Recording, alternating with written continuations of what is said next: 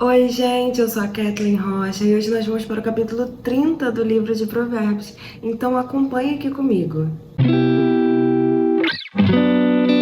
Antes de nós começarmos, vamos orar? Deus, muito obrigada, Senhor, por esses dias que o Senhor nos deu. Muito obrigada por essa oportunidade que nós estamos de estar estudando a Tua Palavra, estar buscando mais de Ti. Pai, que o nosso coração esteja aberto para a Tua Palavra, que nós possamos ouvir a Tua voz acima de todas as vozes, Pai. Que nós possamos buscar a instrução e o ensinamento, Senhor, que provém de Ti. Pai, dá-nos um coração ensinável, que busca a Tua face, Senhor, que busca uma vida de sabedoria e discernimento. É isso que te pedimos e já te agradecemos em nome de Jesus. Amém. Nós estamos finalizando o livro de Provérbios e agora nós vamos para os capítulos finais. Hoje nós vamos ler o capítulo 30, que é escrito por Agur. Nós vemos que dos versículos 1 ao versículo 29, nós temos os provérbios de Salomão. Eles são escritos pelo rei Salomão, mas os versículos finais, os capítulos finais, os 30 e 31, são escritos por outras pessoas. E o capítulo 30 ele é escrito por Agur. E ele vai começar assim: Ditado de Agur, filho de Jaque, oráculo. Este homem declarou a Itiel e a Ucal: Sou o mais tolo dos homens, não tenho o entendimento de um ser humano, não aprendi sabedoria, nem tenho conhecimento do santo. Quem subiu aos céus e desceu? Quem ajuntou nas mãos os ventos? Quem embrulhou as águas em sua capa? Quem fixou todos os limites da terra? Qual é o seu nome e o nome do seu filho? Conte-me se você sabe. Cada palavra de Deus é comprovadamente pura. Ele é um escudo para quem nele se refugia. Nada acrescente às palavras dele. Do contrário, ele o repreenderá e mostrará que você é mentiroso. Duas coisas peço que me deis antes que eu morra. Mantém longe de mim a falsidade e a mentira. Não me deis nem pobreza, nem riqueza. Dá-me apenas o alimento necessário. Senão, tendo demais, eu te negaria e te deixaria, e diria: quem é o Senhor? Se eu ficasse pobre, poderia vir a roubar, desonrando assim ao nome do meu Deus. Não fale mal do servo ao seu senhor, do contrário, o servo o amaldiçoará, e você levará a culpa. Existem os que amaldiçoam seu pai e não abençoam sua mãe, os que são puros aos seus próprios olhos e que ainda não foram purificados da sua impureza, os que têm olhos altivos e olhar desdenhoso, pessoas cujos dentes são espadas e cujas mandíbulas são armadas de facas, para devorarem os necessitados desta terra e os pobres da humanidade. Duas filhas têm a sanguessuga, gritam elas. Há três coisas que nunca estão satisfeitas, quatro que nunca dizem é o bastante: o Seol, o ventre estéril, a terra cuja sede nunca se aplaca, e o fogo que nunca diz é o bastante. Os olhos de quem zomba do pai e zombando, nega obediência à mãe, serão arrancados pelos corvos do vale e serão devorados pelos filhos do abutre. Há três coisas misteriosas demais para mim, quatro que não consigo entender: o caminho do abutre no céu, o caminho da serpente sobre a rocha, o caminho do navio em alto mar e o caminho do homem com uma moça.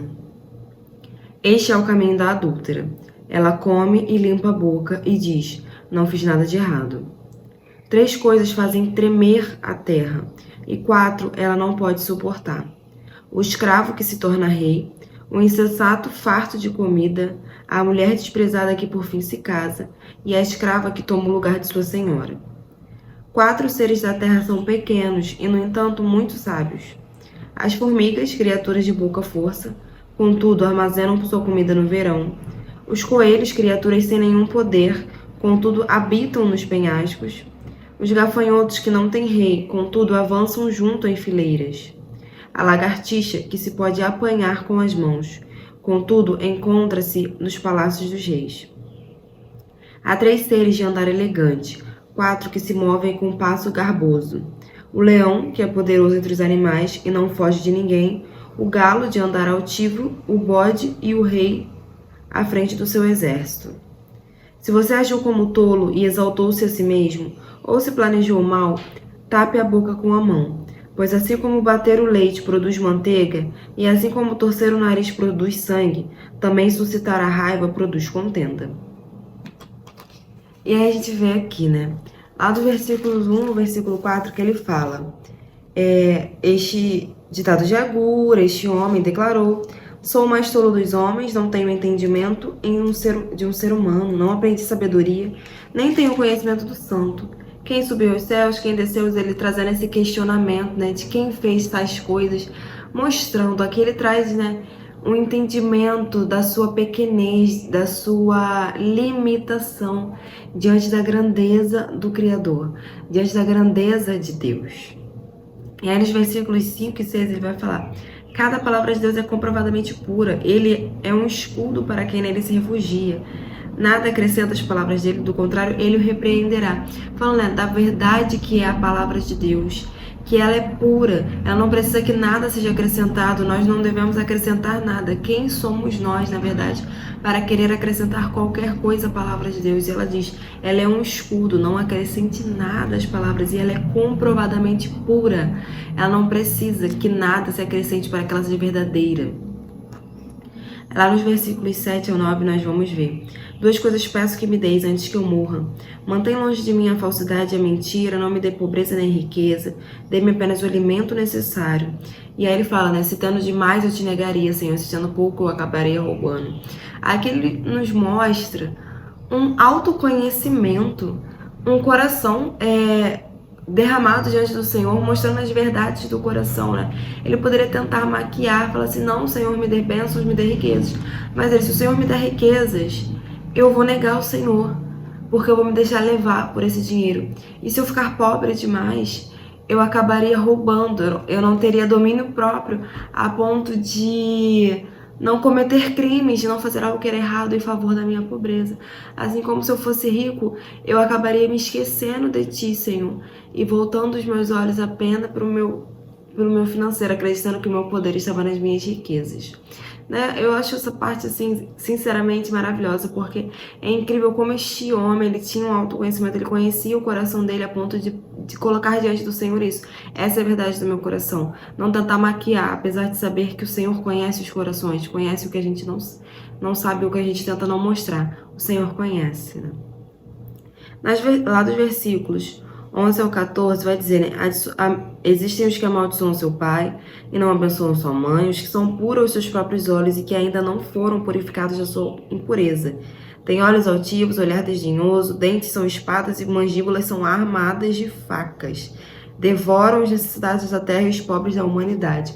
Aqui eles vêm falando, né, sobre pessoas que têm uma conduta absurda, mas que aos seus próprios olhos se veem como purificados, se veem como pessoas transformadas, mas que ainda assim todas as suas atitudes elas são completamente contrárias à visão que eles têm de si mesmos. Mostrando, né, que uma trave nos próprios olhos é basicamente aquela pessoa que vê um cisco na vista do outro, mas nos seus olhos tem uma trave, não vê o seu próprio erro. Lá dos versículos 15 ao 31, nós vamos ele falando, né, da sanguessuga, vai falar 3 coisas que nunca estão satisfeitas, olhos que zombam do Pai, 3 coisas misteriosas, 3 coisas que fazem tremer a terra, 4 seres que são muito sábios. Ele vai nos trazendo aqui, né, composições de coisas que ele observou ao longo da sua vida, coisas que entram em contrastes, coisas que trazem ensinamento. Ele vem trazendo uma explicação aqui, né? Mostrando a escrava que toma o lugar da sua senhora, coisas que ele foi observando e que pareciam não ter muito sentido, mas que ao longo da vida dele ele pôde ver que sim, faziam sentido. Como a formiga, uma criatura de pouca força, mas ela armazena comida no verão, um ser sábio. E ele vem trazendo isso, né? Questões que ele foi observando ao longo da vida. Lá do versículo 15 ao versículo 31 nós vemos isso. E aí lá no versículo 32 e 33, nós vamos ver ele encerrar o capítulo dizendo, né, se você agiu como tolo e exaltou-se a si mesmo, ou se planejou o mal, tape a boca com a mão, pois assim como bater o leite produz manteiga, e assim como torcer o nariz também produz sangue, também suscitar a raiva produz contenda. E aí ele vai terminar dizendo, né, que assim como bater o leite produz um resultado, Ser tolo também só te leva a um resultado, a um fim também. Suscitar a raiva produz contenda, tipo assim, dar lugar à raiva, ela vai produzir a contenda. Ter comportamento tolo, exaltar-se a si mesmo, planejar o mal e sem olhar para si mesmo, sem olhar para essas atitudes, ele só vai ter um fim. É como se agora ele culminasse aqui nesses versículos finais, no versículo 30, o que a gente foi lendo ao longo do livro de Provérbios, falando sobre ser tolo, sobre não se exaltar, falando sobre o nosso coração, o entendimento, o autoconhecimento e examinarmos o coração. E ele vem aqui trazendo como se fosse um compilado disso tudo, né? Que ele pôde observar ao longo da vida dele. E esse foi o capítulo 30 do livro de Provérbios. Não deixe de acompanhar o último capítulo que nós iremos lançar amanhã. Fica aqui comigo se você gosta desse tipo de conteúdo. Se inscreve no canal e não deixe de ativar as notificações e curtir. Um beijo e até o próximo.